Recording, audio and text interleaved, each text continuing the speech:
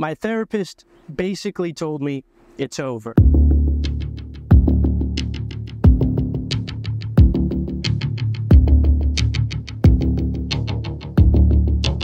At our 5th session together, he told me that being completely alone for more than 2 years is very bad for your mental health. No surprises there.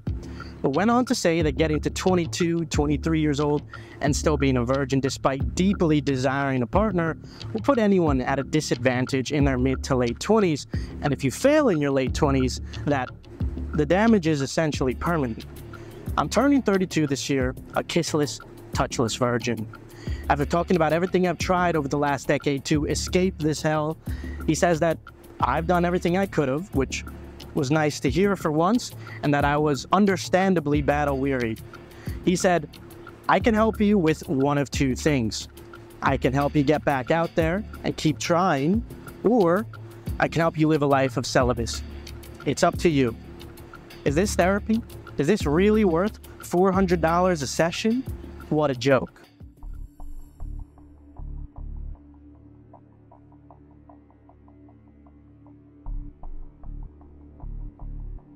Now, most normal people would agree with the poster's frustration with this kind of advice. We're very used to people providing us with words of encouragement when they share their hardships. If your friend continuously fails to make the basketball team year after year, most people would tell him things along the lines of, don't give up, just keep trying and working hard, your time will eventually come. Meanwhile, very few people will tell him, well, you're at a significant disadvantage being 5'4", perhaps you should pursue other endeavors. Now, if this is your friend's passion and dream, he'd be crushed by such a statement, and consequently, he'd likely avoid seeking future advice from you, despite your advice being objectively better for his future and quality of life. Now, if your friend wouldn't seek this advice for free, do you really think that he would pay for it? Probably not. Now, I'm sure you've done the same thing before. You've told people things that they wanted to hear while at the same time making you look good. It's a win-win for both parties in the short term. But long term, perhaps your advice is actually doing your friend more harm than good. Perhaps your words of encouragement is going to be what prevents your friend from quitting basketball, where had he quit in another universe, he could have started a very successful business with his free time. Now, of course, your friend has no way of seeing this other universe, though, and he actually appreciates your advice nonetheless. Regardless of whatever pain he endures or all the opportunities that he misses as a consequence of your advice, he's actually going to continue coming to you for advice. In fact, he likes your advice so much that he'd probably be willing to pay you for it. You see, people want to be told what they want to hear. This is human nature. And your friend is not the only one who wants advice like this. And since these other people aren't your friends, you could probably charge them money for it. It sounds like you just stumbled across a business opportunity. You tell people what they want to hear, regardless of the consequences, and charge absurd fees, and they'll still continue to come back. And it seems they can't consistently find this same kind of advice elsewhere, from their friends or family. Oh no, every once in a while, those friends and family members will slip up and say something that they don't like. So instead, they rather come to you, because you master the craft of telling people what they want to hear. Congratulations, you've now become a successful business owner.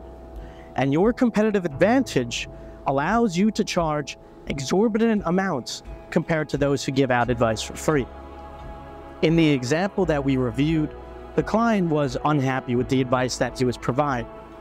The therapist told him the truth and even gave him two options. Consequently, he might have just lost the client. Meanwhile, another therapist out there might have just gained a very long-term client, because that therapist is going to tell the client precisely what he wants to hear. You see, therapy is a business. and the overwhelming majority of them are financially incentivized, aside from scarce outliers like the example we showed. Now, I want to be clear. I actually do think that therapy can be beneficial depending on the case, but rarely ever when it's paid for, aside from very few outlier cases like the example we showed.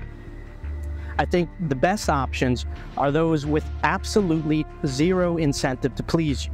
That means those who aren't being paid by you, someone who isn't trying to earn your trust or retain some kind of relationship. In many cases, these could be childhood friends or family members, but even in some cases, they won't be willing to provide you with the truth. Ironically, sometimes people who don't even know you at all, or not even speaking to you face to face like on the internet, might provide you with some of the best advice. But then in those cases, you might be trolled. So there isn't really a one-fit-all solution to all of this. But what I know for certain is that the worst options are these professionals who are being paid by you. Because they're certainly professionals in business, that is. Before we conclude, perhaps you might be wondering what I would have suggested to the individual who made the Reddit post. In comparison to the basketball situation, dating and potentially having a family is a far more complex situation, considering that can't necessarily be interchanged in the same way that a career choice like basketball versus business can. For this reason, I really do believe that it does depend on the case, or the individual, I should say.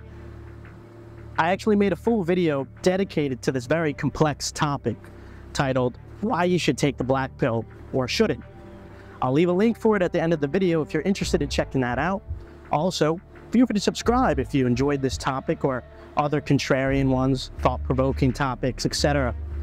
Other than that, though, have a nice rest of your day.